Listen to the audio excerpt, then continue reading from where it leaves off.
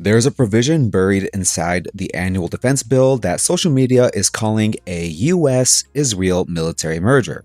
Some clips say the IDF is about to fold into the American military. Others say Mossad gets everything. If you claim Israel can run cyber ops on you. Then there's the official line. Just tech cooperation between close allies. Nothing to see here. Both stories are incomplete. One is overheated, the other is undercooked. Today we walk the actual text, the vote, the politics, and the stakes, without the panic and without the press release spin. Hey there, and welcome back to Diplomacy and Discourse Podcast. I'm your host AR, and today we're cutting straight through the noise on something a lot of people are yelling about and almost nobody has actually read. So here's the setup. The House just passed the National Defense Authorization Act for fiscal year 2027, known as H.R. 8800 or H.R. 8800, by a razor-thin 216 to 212 votes. Inside that mega bill sits Section 219, the United States-Israel Defense Technology Cooperation Initiative. It used to be Section 224. It grew out of a bipartisan bill called the Futures Act, Framework for Upgraded Technologies, Unified Research, and Enhanced Security, sponsored in the House by Representative Ronnie Jackson of Texas and Representative Don Davis of North Carolina, with a Senate companion from Senator Ted Budd and Senator Kristen Gillibrand. What people are claiming online is a little bit wild. One video is circulating hard right now saying that the US and Israeli militaries will merge in 5 months. That intelligence gets fused, so Mossad sees everything, and that Israel gets a green light to conduct cyber warfare against Americans. Another clip is calmer and closer to the mark. It names Section 219, lists AI, quantum, directed energy, cyber, counter-drone tech, and a new Pentagon office, and correctly notes the 216 to 212 vote. Then you got the pure conspiracy layer, a recycled Netanyahu quote that America as a golden calf that the fact-checkers have never been able to pin to a real speech. That quote is almost certainly fabricated, so treat it like garbage. So why does this all matter? The NDAA is how Congress funds and shapes the US military every year. What gets locked in builds offices, budgets, supply chains, and habits that last for decades. Section 219 would not put Israeli generals in charge of US troops. It would create an institutional lane for one foreign partner that no other country has inside the Pentagon. That is not nothing, and the way it cleared the House, a bipartisan strike amendment blocked from even getting a floor vote, tells you as much about Congress as the text itself. So what's actually in the bill? Let's strip the adjectives and look at what Section 219 does on paper.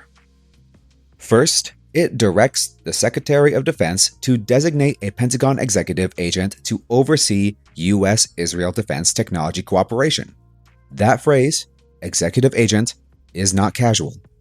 Under DoD Directive 5101.01, an executive agent can be given authority that cuts across other Defense Department components. Supporters say it's just a coordinator, so the bureaucracy stops tripping over itself. Critics say it is a permanent on-ramp with real power over how cooperation gets run day to day. Both can be true at once. Second, it builds a formal framework for joint work in high-end areas, like artificial intelligence and autonomous systems, as well as cybersecurity and cyber defense, counter-drone technology, quantum computing, directed energy weapons, biotechnology and medical defense, missile defense, and electronic warfare. The point is joint research, as well as development, testing, and evaluation, and a path to fold Israeli origin or jointly developed tech into U.S. programs. Third, it pushes supply chain and industrial base integration, not a full merger of two armies, a structured, long-term stitching of defense industrial work so systems, component, and R&D, research and development, pipelines, line up more tightly than they already do. And they already do a lot. Intelligence sharing, joint exercises, weapon sales, missile defenses. Iron Dome didn't appear out of thin air. Section 219 expands and institutionalizes the tech edge of that relationship. It does not invent the alliance from scratch. What it does not do is just as important. It does not merge the US military and the IDF into one force. It does not transfer command authority.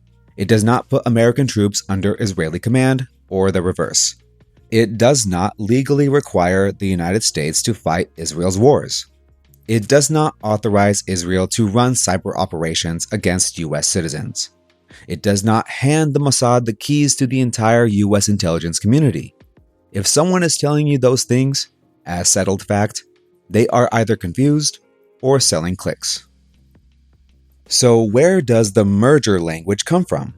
Partly the bill's own vocabulary, such as integration, joint development, supply chain alignment, and executive agent, which can sound, at midnight on your phone, like two militaries becoming one. Partly real frustration with how deep the relationship already is and how little open debate Congress allows. And partly because creators know that the word merger produces clicks harder than defense technology cooperation initiatives. Like there was one video I saw where it said there was going to be a merger in 5 months, and Mossad gets everything, there's going to be a cyber war on Americans, and Senate is a lock, and Trump already promised to sign and Netanyahu endorsed it. Almost every claim has an overreach. The vote count was even wrong, 219 to 206 in this clip. The actual House vote on H.R. 880 was 216 to 212, on roll call 267. The Senate is not on a lock, and a procedural vote to advance the Senate NDAA already failed on July 14th. And the cyber warfare against you line confuses cybersecurity cooperation with a license to attack US persons. Those are not the same thing. Another video that I saw is a more careful version with the correct vote, the correct section number, correct tech list, correct pathway, like the House, then Senate, then the President. It still uses the word integration in a way that can scare people though, but the substance tracks the bill. That's the difference between analysis and content framing. So here's the honest middle. The merger claim is fiction. The concern that this is an unusually deep, hard to unwind tech and industrial integration with a privileged institutional home inside the Pentagon, that is not fiction. You can reject the conspiracy version and still think Section 219 is a bad idea. You can still support closer cooperation with Israel and still think an executive agent for one country is a weird precedent. Grown-up politics lives in that middle. Social media rarely does. So why is this happening? The stated case from sponsors and groups like FDD Action is straightforward. Shared threats like Iran and its proxies, drones, cyber, the race in AI, and quantum. Israel fields systems under fire that the US wants to learn from and sometimes buy. Joint research and development, R&D, is cheaper and faster than reinventing everything in Virginia or California. Formalizing the relationship, they argue, is modernization, not a giveaway. So that means there's a strategic argument underneath. If great power competition is the frame, you want capable partners' tech bases pulled closer. Israel punches above its weight in missile defense, as well as drones, cyber, and certain AI applications. From that worldview, Section 219 is paperwork catching up to the battlefield. Then there's the political layer, and this is where people get uncomfortable saying the quiet part out loud. AIPAC and aligned groups are among the most effective foreign policy lobbies in Washington. They score votes. They fund primaries. They define what counts as acceptable speech on Israel inside a lot of caucus rooms. Section 219 didn't appear because a random staffer had a brainstorm. It sits inside a long project to deepen institutional ties so cooperation isn't a year-to-year favor. It's furniture, and furniture is harder to move. The timing matters too, you know. This is landing while American public opinion on Israel has shifted hard since October 7th, 2023, especially among younger voters and Democrats.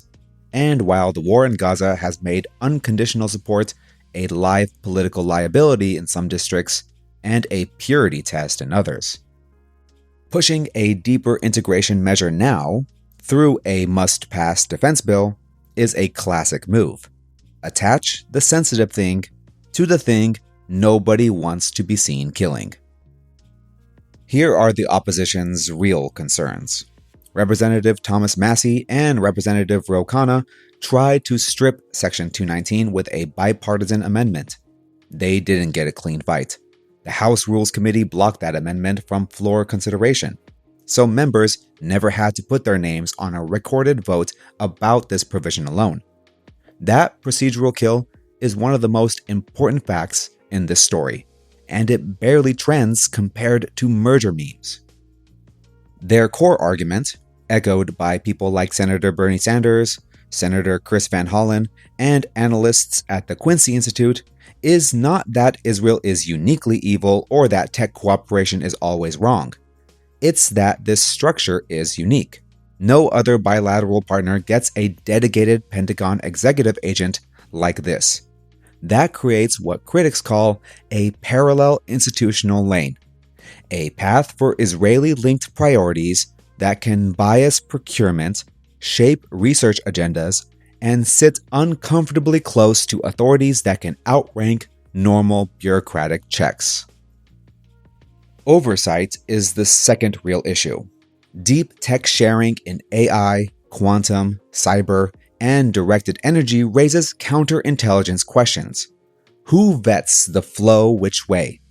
Does this setup make it easier to sidestep the Defense Technology Security Administration's usual role? Once Israeli-origin components are backed into US platforms, unwinding that is not a memo. It's years of redesign, contracts, and political pain. Long-term dependency is the third. Every administration inherits the last one's hardware and relationships. Embed another country's tech deeper into your kill chain, and your industrial base and future presidents don't get a free hand. They get a fait accompli. That's a sovereignty question, even if nobody is transferring formal command. And yes, there is a constitutional angle. Foreign entanglements were a founding anxiety for a reason. You don't need to be an isolationist to ask whether Congress should create privileged, hard-to-reverse defense industrial fusion with another country, ally or not, without a real floor debate. Blocking the Massie-Khanna amendment didn't answer that. It avoided it. So, July 22nd, H.R. A800 passed with a 216 to 212 vote. Largely party line. Republicans, overwhelmingly yes. Democrats, overwhelmingly no. A handful crossed. Procedural rule vote that teed the bill up was 214 to 211. Equally brutal. Section 219 stayed in. The strike amendment never got a public roll call. That narrow margin matters. This was not a 400-vote consensus item quietly nodded through. It was a knife-edge defense bill carrying a controversial alliance provision, shoved forward under the NDAA's must-pass aura.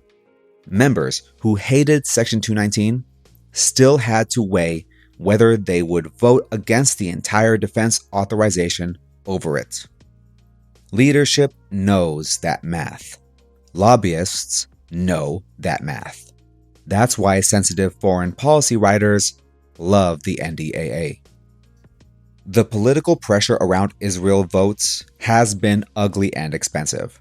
Massie, the most consistent Republican critic of blank check Israel policy, lost his May 19th primary in Kentucky's 4th district to Ed Gallerain, 54 to 45.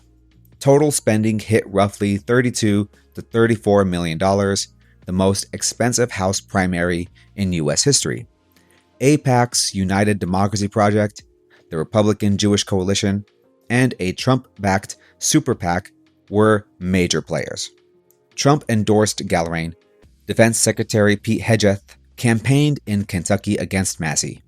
You can still support Israel and still admit that this extraordinary firepower aimed at one dissenting House member.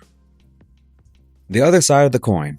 In New York's 10th district, pro-Israel incumbent Dan Goldman lost his June 23rd Democratic primary to Brad Lander by roughly 66 to 34 votes. Lander ran further left on the war.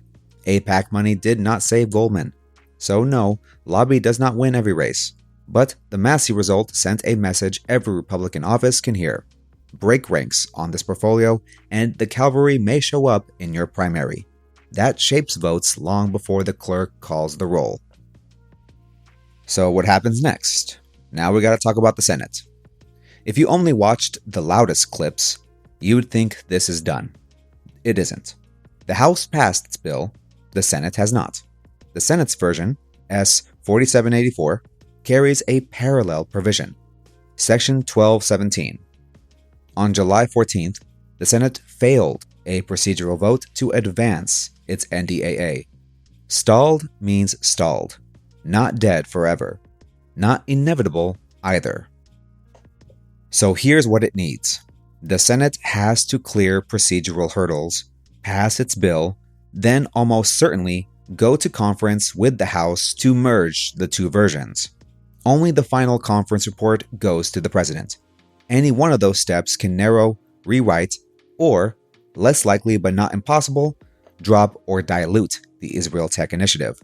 Bipartisan skepticism exists in the Senate too.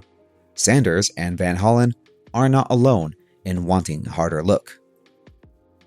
The political math still favors eventual passage of some NDAA. Congress hates leaving town without a defense bill. Leadership will twist arms. Outside groups will keep score. But almost guaranteed, the phrase from the first video I mentioned is lazy analysis. A failed cloture style or procedural vote already happened. That is a warning light, but not a victory lap. Anyone telling you the Senate is a formality is describing the relationship they wish existed, not the floor schedule in front of us. Now for the presidential question. Will the president sign it?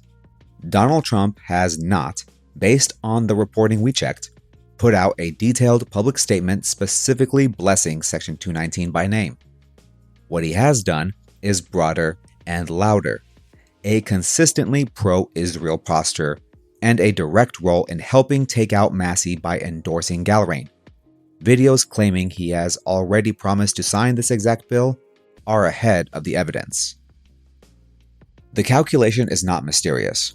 Signing a standard NDAA that includes a popular with his base Israel provision costs him little with his core coalition and avoids a fight with donors and activists who care about this portfolio a lot. Vetoing an entire defense bill over one section would be a massive escalation, and there is no public sign he is interested in that fight. Pressure will come from both directions if a final bill lands on his desk. Pro-Israel groups will call it essential. Restraint-oriented conservatives and progressive Democrats will call it a sovereignty problem. In practice, presidents of both parties usually sign NDAAs even when they dislike pieces of them, then shape implementation. The likely outcome, if a conference bill reaches him with Section 219 or its twin intact, is a signature. Not because the text was debated on primetime, but because that is how his town usually works. So here's what it means for the future. If this becomes law, the picture is less cinematic than the memes and more durable than the press release. You get a named executive agent, work plans, funding lines, and joint projects in AI, quantum, cyber, directed energy, counter-drone, and the rest. Israeli and joint tech get pulled deeper into US programs and supply chains. Day to day, most Americans will not feel a thing. Over a decade, though, forced design, vendors, and research priorities will. The precedent is the sleeper issue. Once one country has this lane, every other close partner has a talking point. Why not us? And once the lane exists, the burden of proof flips. Opponents have to justify removing a going concern instead of proponents justifying a new entanglement. That is how institutions conquer politics. But can it be undone? In theory, yeah. Congress can reappeal, a future NDAA can gut the office, a president can starve it. In practice, defense industrial integration is sticky. Contracts run years. Engineers build to shared specs. Classified equities pile up. Political donors memorize who tried to unwind it. So yes, reversible on paper, expensive and ugly in real life. What it says about US foreign policy is bigger than Israel. Major alliance decisions increasingly travel inside must-pass vehicles with minimal standalone debate. Tech competition with rivals is the master narrative used to justify deeper fusion with partners. And electoral punishment for dissent still works on one side of the aisle, even as public opinion gets more complicated on the other. Elite institutional deepening plus polarized street-level opinion is unstable. Unstable systems eventually snap or reform. So now let's look at the bigger picture. Zoom out, and this is about Congress as much as Israel. A 216 to 212 defense bill vote, a 214 to 211 rule vote. A bipartisan amendment denied a floor hearing. Record primary spending to make an example of a dissenter. A stalled Senate that may still fold later because NDAAs usually find a way. That is not healthy deliberation. That is coalition management. Lobbying is not illegal, and allies are allowed to have friends in Washington. But when foreign policy lanes are shaped this heavily by scorecards and primary threats, citizens should at least know the machinery. AIPAC's success against Massey and its failure to save Goldman in New York's 10th district show the same force meeting different electorates. Influence is real. It is not magic. It is not omnipotent. It is also not a conspiracy theory invented on TikTok. Here's what you should know. Stripped of team jerseys, Section 219 is real. The House passed a bill containing it. The Senate has not finished its side. The text is about defense technology cooperation and an executive agent, not a merged army. The exaggerated claims about Mossad owning your data and Israel cyber-attacking Americans are not supported by the legislation. The legitimate worries about unique institutional privilege, oversight, dependency, and block debate are supported by how this was written and how it was shepherded. Holding both of those sentences in your head at the same time is the job. Reality versus rhetoric. One more time. Rhetoric says merger. Foreign command, 5-month countdown, done deal. Reality says a narrow House win for a tech cooperation framework with an unusual Pentagon structure, as well as a blocked amendment, a stalled Senate, and a president likely to sign whatever final NDAA lands if that framework is still in it. The hype oversells the drama of command. The official spin undersells the drama of institutions. People should care because this is how sovereignty erodes or endures now, not only through declarations of war, but through offices, standards, supply chains, and must-pass bills. You want a deeper partnership with Israel? Argue for it in the open. You want limits? Same thing. What we should not accept is learning foreign policy from a panic clip or a one-line summary in a 1,000-page defense bill. What's at stake is simple. Whether the United States can keep a special relationship without making it an unexamined one. Whether Congress still debates the hard stuff on the floor. And whether voters can tell a real structural shift from a viral exaggeration. On Section 219, there is a real structural shift worth arguing about, and a pile of viral exaggeration worth throwing out. Do both. That's the work. Thanks for listening to Diplomacy and Discourse. Stay curious, read the bill when you can, and I'll see you in the next episode.